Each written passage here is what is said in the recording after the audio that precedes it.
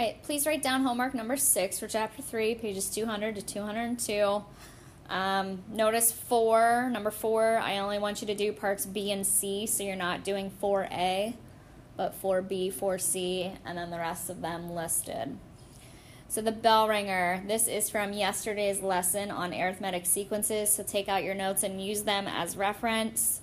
Pause the video, see if you can answer these correctly, and then replay it for the answer. So number 1, find the next 3 terms of the arithmetic sequence. So the numbers are 3.5, 2, 1/2, and -1. So remember, you got to find the common difference first. So how do you get from 3.5 to 2? And you would subtract 1.5.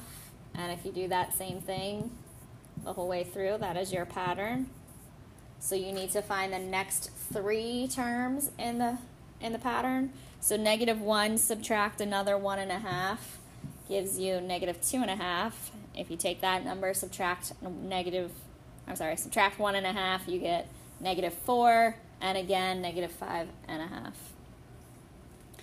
Number 2, what are the 4th, 7th, and 10th terms of the sequence? A of n equals 7 plus n minus 1 multiplied by -3. So 7 represents your starting number, or the first term. The -3 is the common difference that's happening from 7. And I want the 4th, 7th, and 10th terms. So you can do this in a couple different ways. If you start with 7, and that's term 1, so say this was the first term, 7, your common difference is -3, so that means you're subtracting 3 every time. So if I subtract 3 from 7, I get the second number is 4. You get the third number is 1. And subtract 3 again, you'll get -2 as the fourth number. And if you keep going with that pattern, but the fourth one is already at -2, so that means your correct answer is B. Another way you can solve this is actually getting the term number. So if I want the 4th term, you could say n is 4. Replace the n with 4 there. So 4 minus 1 is 3. 3 times -3 is -9. Add 7, you get -2. And you can do the same thing with n equals 7 and n equals 10. But you should get -2, -11, and -20. All right, this last lesson in Chapter 3 is on 3.6, proportional versus non-proportional relationships. If a relationship is proportional, that means the equation is in the direct variation equation form, y equals kx. Remember, k cannot equal 0. And if it's proportional, it's going to pass through the origin. So remember, that's the point 0, 0. So it's got to be straight, and it has to go through the origin. You can also see on the table that the point 0, 0 is the origin as well. So it either goes through the origin physically on the graph, or from the table it has to contain 0, 0. So we're going to look at 2 examples here. This is a geometry question. The table shows the perimeter of a square with sides of a given length. So you see the side length in inches, 1, 2, 3, 4, 5, and then the perimeter, 4, 8, 12, 16, 20. Write an equation to describe this relationship. So it needs to be in the form y equals kx. We need to just figure out what that constant k is. So looking at the perimeter, the top increases by 1 every time, and the perimeter increases by 4. So that means your the constant k is 4. So your equation is y equals 4x. And what conclusion can you make regarding the relationship between the side and the perimeter? The perimeter is 4 times the length of a side. So I can take any side length, multiply it by 4, and I get the perimeter, because we're talking about a square, and all sides on a square are equal. All right, Marcos is a personal trainer at a gym. In addition to his salary, he receives a bonus for each client that he sees. So the number of clients and then his bonus pay is listed. It's part A, so it's to graph the data, but the graph is already there, so you don't have to do that part. But I want you to figure out what is the relationship between the number of clients and the bonus pay. So you should see for every client that he sees, if you increase there, you're going to increase the bottom bonus pay by 45. So that means Marcos earns $45 for each client.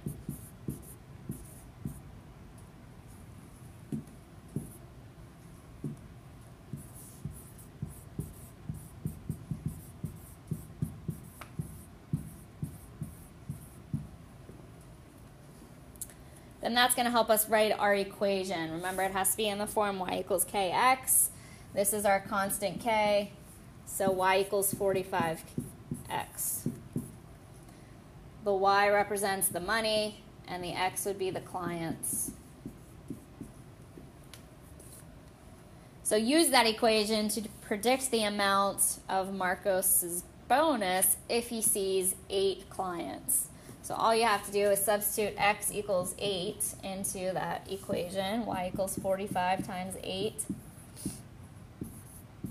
And he gets $360 of bonus pay. So make sure you have the dollar sign. That is your unit for this one. Also, if I want to check to see if this is proportional, if I backtrack here, it should contain the origin or 0, 0 in the table. So if I go back 1 to 0 and I subtract 45 from 45, you get 0. So that means if he doesn't see anybody, he doesn't get any bonus pay. So that's how you know it goes through the origin, and this is proportional. So this is a team huddle. Pause the video, try it first on your own, and then press play to double check the answers. A professional soccer team is donating money to a local charity for each goal that they score. So graph the data. You can skip that part. That's like on your homework 4A. I don't want you to graph it. But find the relationship between the number of goals and the money they donate. So you can see the goals are going up by 1. And each time the bottom money increases by 75. So that means for every goal, they donate $75 to charity. So again, this is our constant k. And when you write the equation, it's got to be in the form y equals kx. And k is 75. So y equals 75x. Well, they just use 2 different variables, but we're going to keep it as y equals 75x. So y represents the amount of money, and x here is the goals. So that's the number of goals. This is how much money you would donate to charity. So use that equation to predict how much money will be donated for 12 goals. So all I do is replace the x with 12. 75 times 12, and they're going to donate $900 to charity.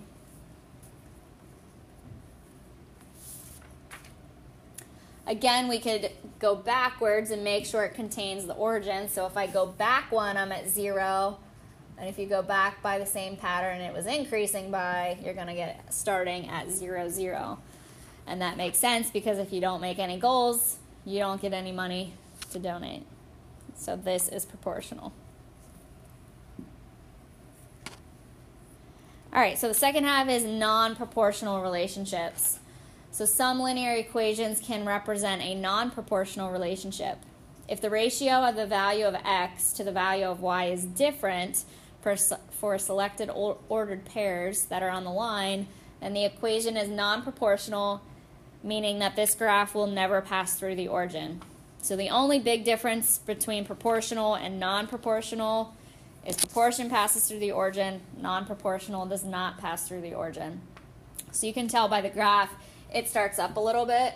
Okay, the origin's right here, but the graph crosses at the y-intercept of 6. So this is non-proportional just by looking at the graph. But let's fill in some ordered pairs here.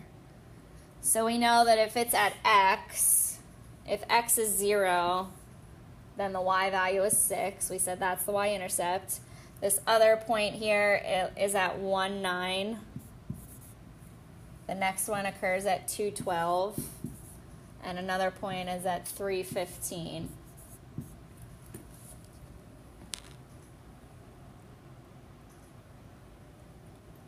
So x's are going up by 1 each time, and as the y's are going up by 3. So remember kind of earlier in the chapter we had rate of change, the y over the x, that is the slope. If you also look on the graph, if you take the rise, that's 3 from 6 to 9 and a run of 1, so the slope is 3. So the slope or the rate of change is 3. The y-intercept was 6. So we want this now to write an equation. It wants it in function notation, which basically means instead of a y, we're going to use f of x to start. So it's going to be f of x, our slope number times x, and then our y-intercept is positive 6. So this is your equation in function notation. And again, it doesn't pass through the origin which makes it non-proportional.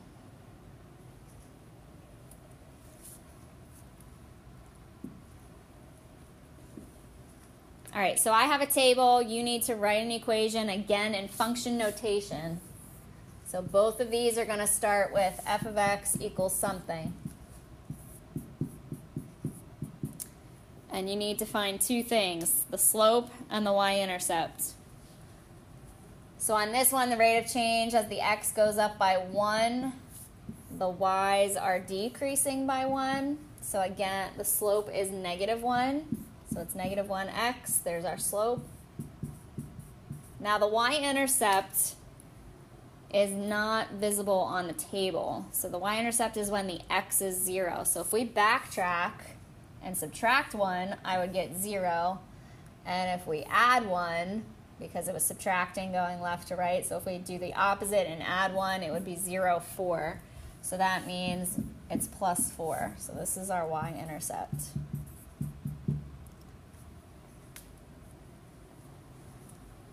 And then on the graph, the slope, we can find the y-intercept down here. That's at 1, 2, 3, 4. So that's down at negative 4 for the y-intercept.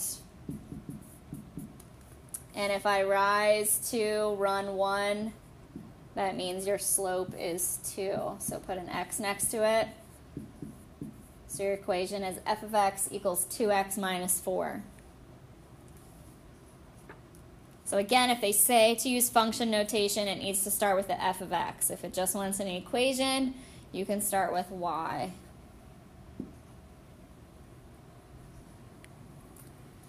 And the wrap up. Quentin thinks that f of x and g of x are both proportional. Claudia thinks they are not proportional. Is either of them correct? Explain your reasoning.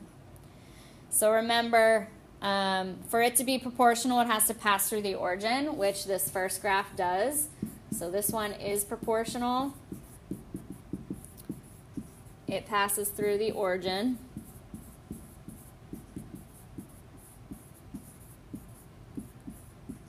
Or 0, 0.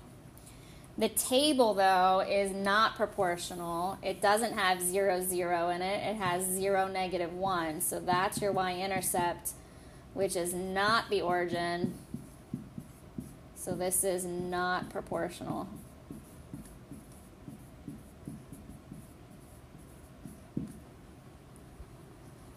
So Quentin thinks they're both proportional. Claudia thinks they are both not proportional. Is either correct?